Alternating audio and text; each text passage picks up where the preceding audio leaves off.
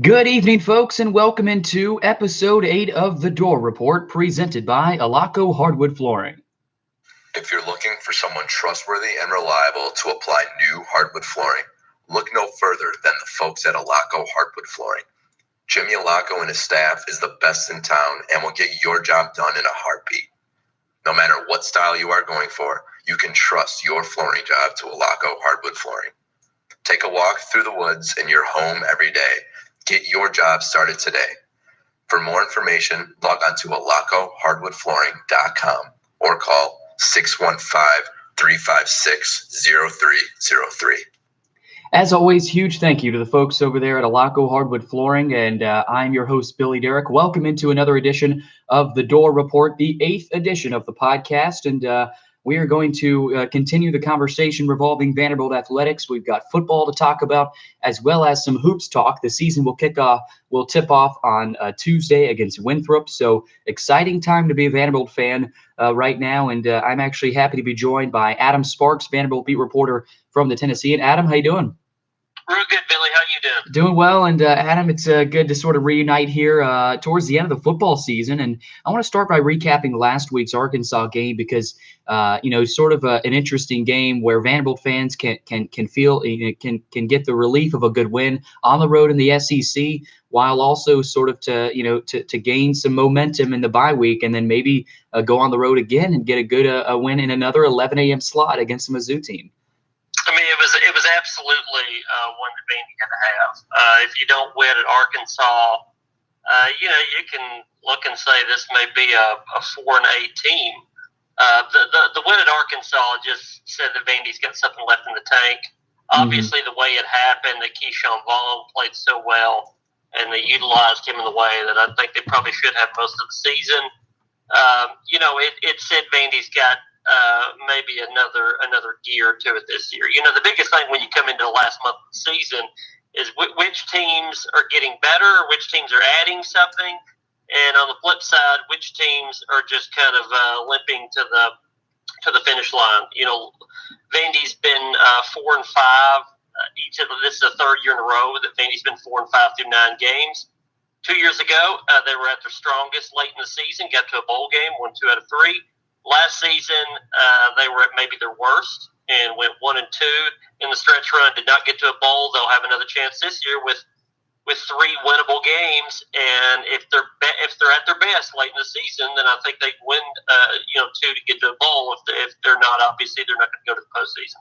We're talking with Adam Sparks, Vanderbilt beat reporter from the Tennessean, here on the Dore Report. And you mentioned Keyshawn Vaughn. Seems like the coaching staff is finally realizing his full potential. And I'm not necessarily sure whether or not he was banged up early in the year, but I think a lot of Vanderbilt fans are sitting here asking themselves, why is the coaching staff finally using Keyshawn Vaughn in the way we all thought he was going to be used this year? Do you think it's more of a thing where they have 5 running backs in that group and they want to use all of those towards the beginning of the year and just sort of see how things go? Or is it more of, just not necessarily realizing how good he could have been this year? Well, I think we have to divide it up in the season into kind of different periods. The first couple of games, Middle Tennessee, Nevada, I think it was reasonable that they would use all 3 running backs somewhat evenly. Keyshawn Vaughn, as talented as he is, was a complimentary back at Illinois. And he set out last year after transferring, and so there was going to be some rust there. So I thought it was reasonable that he'd be kind of one of 3 in the early games, and then the last couple of games he was injured. By the Florida game, they had decided, okay, we're going to really feature him, and they did in the first quarter. Gets hurt in the second, and then missed the following game. So really, I think you look at about a 3-game stretch in there: Notre Dame, South Carolina. Those types of games where I think it was reasonable to criticize the coaching staff for not using him. I think they somewhat maybe overthought it a little bit in those games where they said, okay, we've got a rotation of we'll use Vaughn here, then Blasingame there, and then Wakefield, and then we'll come back with Vaughn. Similar to sometimes I think how coaches overthink if they have 2 quarterbacks. You're going to give this guy 2 series and then the next guy, and you get into the game and maybe the rotation that you set up is not the one that you should follow once you get into the game. I think they stuck to the rotation a little bit too much. Even in the Arkansas game, they somewhat stuck to that. They started Vaughn, then they sat him part of the second quarter and brought him back. I mean, the big difference is, number one, they gave him a lot more carries early on. His rest, his break was shorter than in other games, but they had the lead in the second half. In some of the other games, if you're playing Georgia, you're down so much at halftime, you don't really get to bring Vaughn back and utilize him in a running game. If you're up at halftime, you can run the ball a lot more in the second half, and they did that there. Maybe in those earlier games, they should have just used Vaughn while the game was close and then figure it out later if you can keep it close. And as you mentioned, in those Notre Dame South Carolina games, and the coaching staff might have been overthinking it. There's no use to overthink this. I mean, this is Keyshawn Vaughn we're talking about. He really is Vanderbilt's only offensive chance right now, because most teams double teaming Kalijah Lipscomb. They know about Jared Pinkney, and if you think about it, I want to ask you about Vanderbilt's go-to receiving target right now. It's an interesting question. I argue that it could be Keyshawn Vaughn right now, because, as I mentioned, double teams on Kalijah. As we saw last week, Jared Pinkney with a big day against Arkansas. In this Vanderbilt offense, who is Shermer's go-to receiver target? Well, I don't know. I think Kalijah Lipscomb and Jared Pinkney are still 1 and 2 or 2 and 1, depending on how you look at it. Kalijah has been covered up quite a bit lately. He's been bracketed quite a bit. The best corner on the opposing team is staying with Lipscomb. He's still getting catches. He's not getting as many. Pinkney, that's left Pinkney open a little more. I think he's been really good for Shermer. You look at the last game. I mean, it went off exactly how they wanted to. They got to run the ball a lot. They got to get a lead, and then Shermer could just be efficient. I mean, 13 of 19. Nobody's going to get a whole lot of catches if you're only completing 13 passes, and they're perfectly fine with that. So if you can get Lipscomb 5 or 6 catches, you can get Pinkney a few catches in the red zone, then they're going to live with that perfectly fine if they can run the ball more than throw it. So I don't think it's any kind of urgency yet with getting the ball to Kalijah Lipscomb. I think things will open up some for him in the last 3 games. Vaughn needs to run the ball. Now, obviously, he's had a couple big plays in the screen game. I don't know if it matters who's in there, because Blasingame has had a couple of big screen passes, 2 or 3 of them. Wakefield's had a good pickup on a screen pass. I think Jadavian Marlowe could be brought into that a little bit more. So I don't think I think they could be better in the passing game late in the year, just because they're spreading the ball around a little bit more. You shouldn't be giving Kalijah Lipscomb 10 or 12 catches, as many as 18, 20 targets, and very few others to anybody else. They would rather Lipscomb get, 8 catches and somebody else get 4 and somebody else get 6 and so on. So they can spread the ball around and Lipscomb still get his, and I think that's the goal for the last part of the season. Adam, you mentioned Javion Marlowe. He's an interesting case study because he is a true freshman, and many Vanderbilt fans were sort of expecting a redshirt year. But I think with the departure of Cam Johnson, and that sort of opened the hole for Javion Marlowe here. And do you think Marlowe's extended playing time is more of just, he kind of has to be out there because of the depth issues, or is it more of this kid is talented and we're going to have to use him if we want to get to a bowl game this year? Well, he is talented. That's for sure. I'd have to look. I believe this last game, I think about the box score as far as that goes. I think that was his 3rd game, maybe. Could have been his 4th. Mm-hmm. I think it was his 3rd game. You can play, under the new rule, you can play 4 games and still redshirt. So, okay. I mean, you could have a decision here whether or not to sit him down. This past game, the Arkansas game, it was, hey, if you're going to use a guy to try to get a win, this is when you need to do it. He is a talented guy. It could be a tough decision if they have to decide whether or not to use him beyond a 4th game. You could kind of ration him and sit him down for the Missouri game and sit him for the Ole Miss game, play him in the Tennessee game, play him in Ole Miss, and then hold him out of Tennessee to get his 4 games. He did have a knee injury earlier in the season. I think the decision was a little easier to sit him early in the season because of that. But they can use him in a number of ways. I will say, for better or worse, Derek Mason has never been really eager to redshirt guys if he knows they can help immediately. Now, I think they made a mistake in doing that with Trent Sherfield, playing him early on. It didn't really get him any kind of numbers, any impact on the game. You would hate to see Marlowe being underused and still use a year. So I would like to see him redshirt, but I'm not on the coaching staff, so we'll see how they use him these last 3 games. Yeah, and I want to talk about the bye week here now before we move on to some basketball talk. And obviously, a bye week is a time to sort of refocus and sort of maybe bring in some new wrinkles on the offensive game plan. But obviously, the focus right now is looking at this Mizzou game next week. But in terms, from your mind, Adam, from your perspective, what does Vanderbilt need to focus on the most during this bye week? Well, get healthy. Charles Wright has had an injury that's kind of lingered for a while. If they could get him back from Missouri, that'd be a pretty big help. I'm not sure he's going to be back because it sounded kind of pessimistic when Derek Mason kind of acknowledged that he's just going to be out for a while. So aside from health, just kind of keeping the guys motivated. They should be, because if you win 2 of the last 3, you can get to a bowl. There's even a scenario where they could win 1 of the last 3 and get to a bowl game with a high APR, getting in with a 5-7 record. That's very iffy, but it could happen.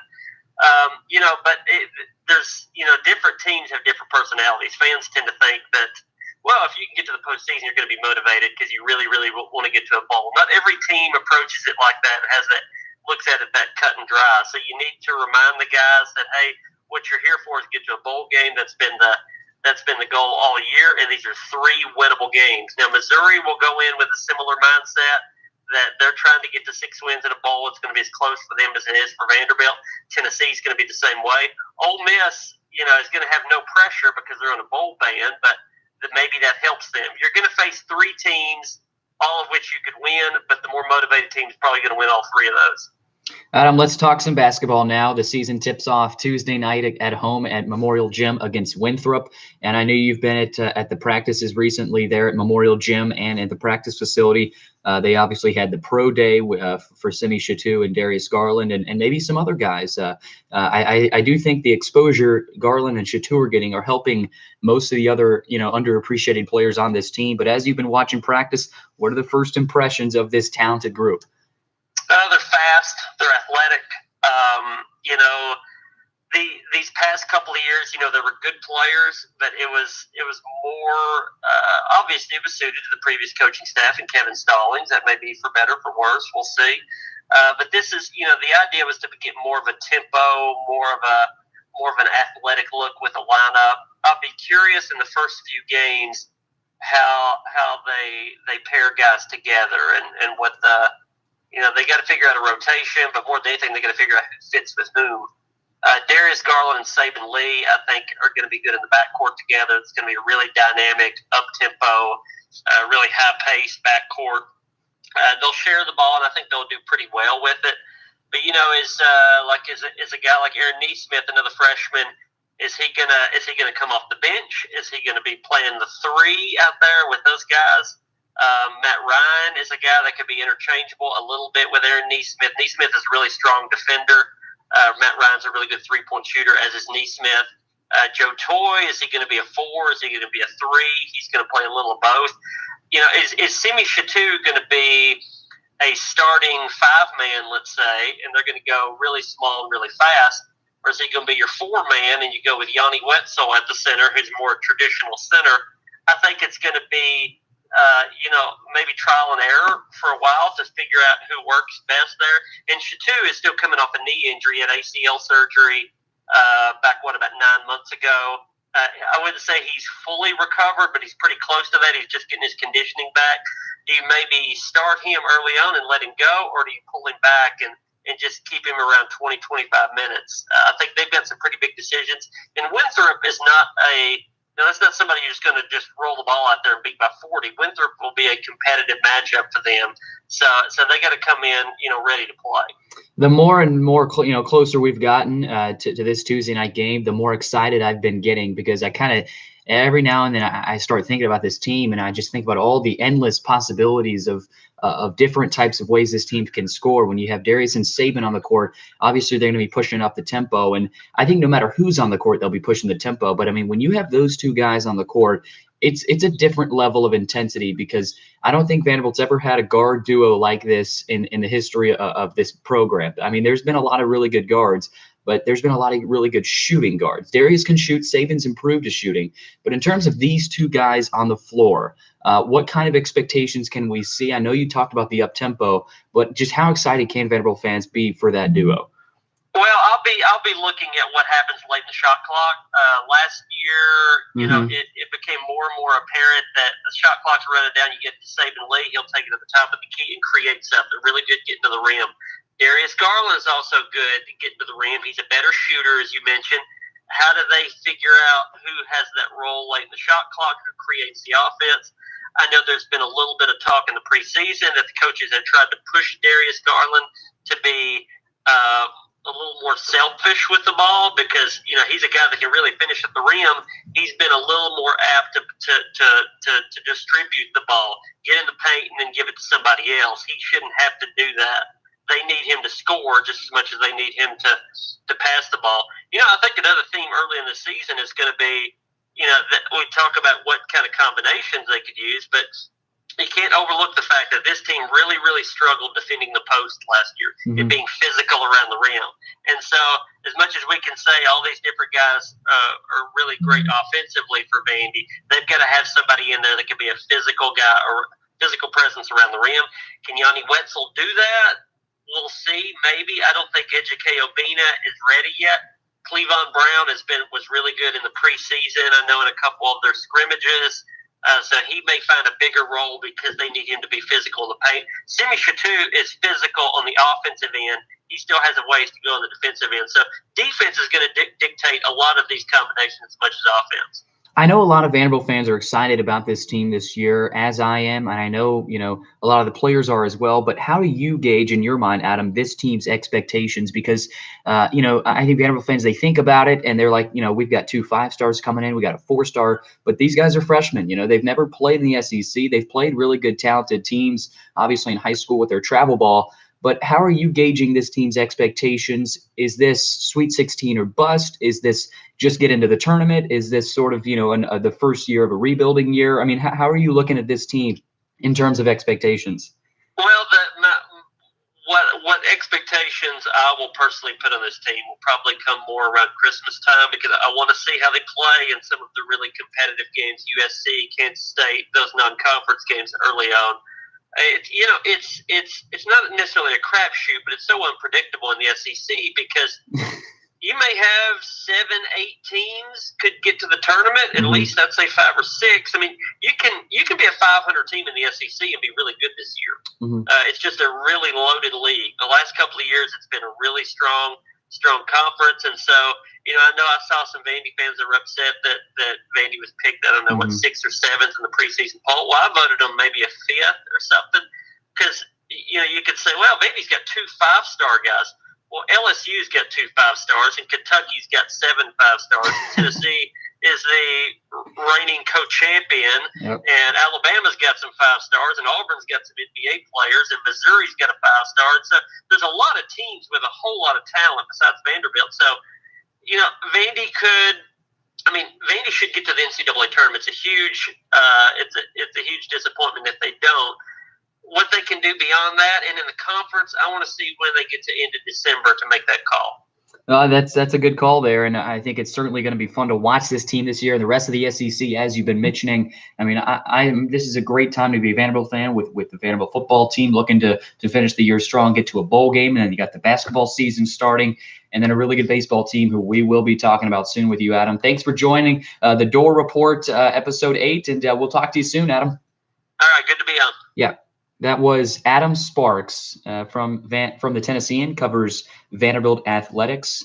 This is episode 8 of the Dore Report, presented by Alaco Hardwood Flooring. For my co-host on this episode, Adam Sparks, I'm your host, Billy Derrick, and you've been listening to the Dore Report, presented by Alaco Hardwood Flooring.